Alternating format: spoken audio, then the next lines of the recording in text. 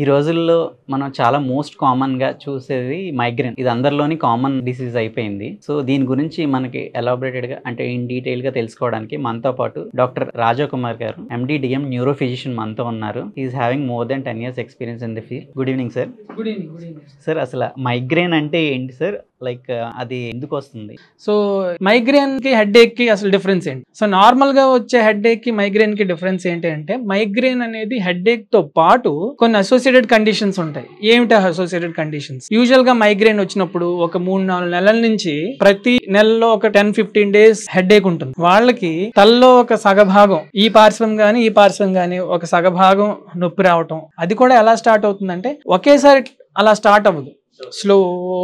స్లోగా స్టార్ట్ అవుతూ స్లోగా పెరిగి గంటల తరబడి కొన్ని గంటల్లో అది ఒక పీక్ స్టేజ్ కి వెళ్తుంది. ఆ పీక్ స్టేజ్ కి వెళ్ళి అది ఇంకా వాళ్ళు అసలు భరించలేని స్థాయికి వెళ్ళినప్పుడు వాళ్ళు ఏం చేస్తారు? రోజువారీ పనులు చేసుకొని డైలీ పనులు చేసుకునే వాళ్ళు ఖచ్చితంగా నార్మల్ గా రెస్ట్ తీసుకోవాలనిపిస్తుంది. ఎట్లా? డార్క్ రూమ్ లోకి వెళ్ళి ఇంకా లైట్లన్నీ ఆపేసి పడుకోవాలనిపిస్తుంది అనమాట. ఓకే. వాళ్ళకున్న హెడ్ఏక్ యూజువల్లీ స్లోగా స్టార్ట్ అయ్యి అలా పెరుగుతుంది. అయితే మరి ఎవరు రిస్క్ లో ఉంటారు? అందరికీ ఎందుకు రాదు? ఈ మైగ్రేన్ పెథోఫిజియాలజీ కారణభూతమైనటువంటి అది చాలా చాలా కాంప్లెక్స్. సో కొంతమందికి వర్క్ రిలేటెడ్ అంటే ఇప్పుడు ఇన్స్టిట్యూషన్స్ లోని మనకి ఉన్న ఎడ్యుకేషనల్ ప్రెషర్స్ వల్ల గానీ వాటి వల్ల కూడా వాళ్ళకి నిరంతరమైనటువంటి ఒక కంటిన్యూస్ ప్రెషర్ అనేది ఉంటూనే ఉంటుంది. ఒక స్ట్రెస్ అనేది ఉంటూనే ఉంటుంది నెలలు సంవత్సరాల తరబడి. సో అయితే ప్రతి మైగ్రేన్ కి కొన్ని ఆరా అనేది ఉంటుంది. అంటే మైగ్రేన్ కి డిఫరెంట్ హెడ్ఏక్స్ కి డిఫరెన్స్ ఏంటంటే, వీళ్ళకి ఆరా అంటే మనకి ముందే తెలుస్తుంది ఏం రావచ్చు అని. కొంతమందికి ఏమవుతుంది, మైగ్రేన్ వచ్చే ముందు కళ్ళ ముందు చుక్కలు కనబడతాయి,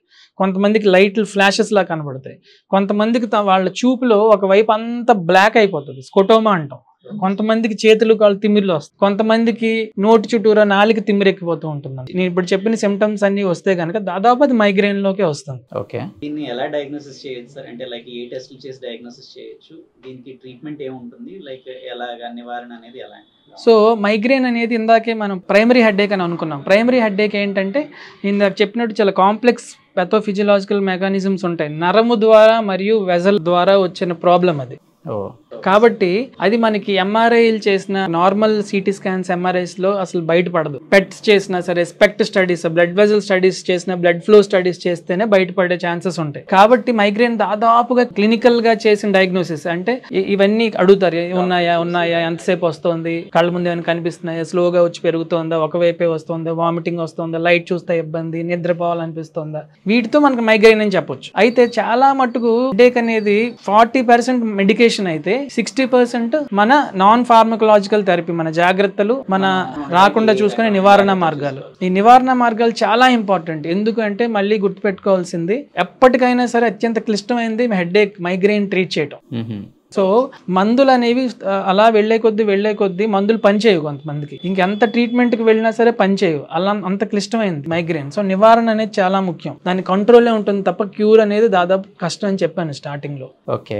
కాబట్టి నివారణ ఏం చేయాలంటే హెడ్ఏక్ డైరీ అని చెప్పి మనం పాటించాలి. అందరికీ ఒకే రకమైన ట్రిగ్గర్ ఫ్యాక్టర్స్ ఉండవు. అంటే కొంతమందికి పొల్యూషన్ లోకి వెళ్తే వస్తుంది, కొంతమందికి వాతావరణ మార్పుల్లో వస్తుంది, కొంతమందికి మెన్సెస్ డేట్ దగ్గర వచ్చేసి వస్తుంది, కొంతమందికి కాస్త ఎండలో వెళ్ళి వచ్చాక, కొంతమందికి నిద్ర సరిగ్గా లేకపోయినా, ఈ రకమైనటువంటి కొంతమంది ఐస్ క్రీమ్ తింటే వస్తుంది, కొంతమందికి ఏసీ పడదు, కొంతమందికి పంజెంట్ ఘాటు అయిన స్మెల్ ఉన్నా సరే వచ్చేస్తుంది. అందుకే హెడ్ఏక్ డైరీలో ఏ ఫుడ్ తింటే వస్తుంది, నాకు ఏ టైంలో వస్తుంది, అలా ఒక డైరీ ఏర్పాటు చేసుకొని నెక్స్ట్ డాక్టర్ దగ్గరికి వెళ్ళేటప్పుడు సంప్రదించి ఈ నాన్ ఫార్మకలాజికల్ తో పాటుగా మందులతో ఇచ్చి రెండింటిని ఒక హోలిస్టిక్ గా చూసుకుని ట్రీట్మెంట్ ఇవ్వాలి ఎప్పుడైనా సరే మైగ్రేన్ కి. అప్పుడే అది కంట్రోల్లో ఉంటుంది. Thank you for patient listening అండి. సో మీకు ఎటువంటి సందేహాలు వచ్చినా సరే, లేదా న్యూరలాజికల్ ప్రాబ్లమ్స్ కి కానీ ఎటువంటి ప్రాబ్లం అయినా మీరు సంప్రదించాలనుకుంటే కనుక ప్రతి వారం శనివారం సాయంత్రం 5:30 నుంచి దువ్వాడ పరిసర ప్రాంతాల్లో ఉండే ప్రజల కోసం ఇక్కడ విశాఖ హాస్పిటల్ అని కరెక్ట్ ప్లేస్ లో చాలా అద్భుతమైనటువంటి